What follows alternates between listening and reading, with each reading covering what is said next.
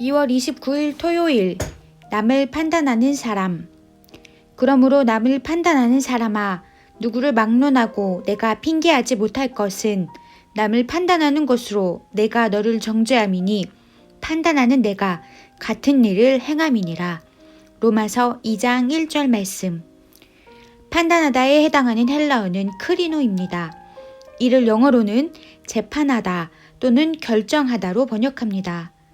그러니까 본문에 나오는 남을 판단하는 사람이란 마치 스스로를 판사인 양 생각하며 다른 사람의 유무죄에 대해 함부로 결정하여 말하는 사람을 의미합니다. 하지만 그렇게 남을 판단할 수 있는 자격을 갖춘 사람은 이 세상에 아무도 없습니다. 그런데 실제로는 어떤가요?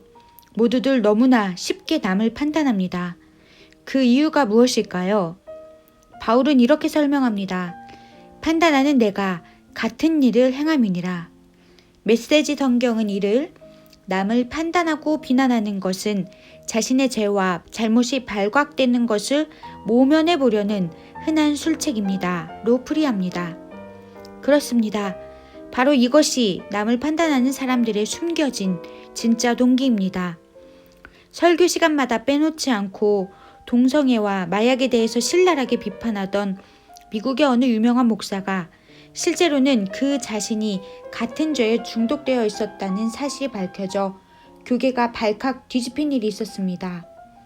하나님을 무시하는 자들이 저지르는 죄는 분명 잘못된 것이지만 그것을 판단하고 정죄하는 일은 결코 인간의 몫이 아닙니다. 그것은 하나님께서 하실 일입니다. 그런데 이 말씀을 같은 죄 있는 주제에 왜 다른 사람을 판단하느냐 하는 정도로 생각하면 안 됩니다. 그보다 훨씬 더 심각한 이슈가 이 속에 담겨 있습니다. 바울은 다른 사람을 판단하고 정죄하는 태도는 곧 하나님을 멸시하는 것이라고 말합니다. 왜냐하면 하나님의 인자하심을 의도적으로 간과했기 때문입니다. 하나님은 은혜를 모르는 자와 악한 자에게도 인자하신 분입니다. 그 이유는 그들을 회개함으로 인도하여 구원하시기 위해서입니다. 생각해 보십시오.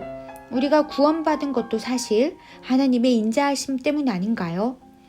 죄인을 구원하기 위해 그토록 오래 참고 계시는 하나님의 애절한 마음을 헤아리지 못하고 다른 사람을 함부로 정죄하고 있으니 그게 바로 하나님을 멸시하는 것이 아니고 무엇이겠습니까?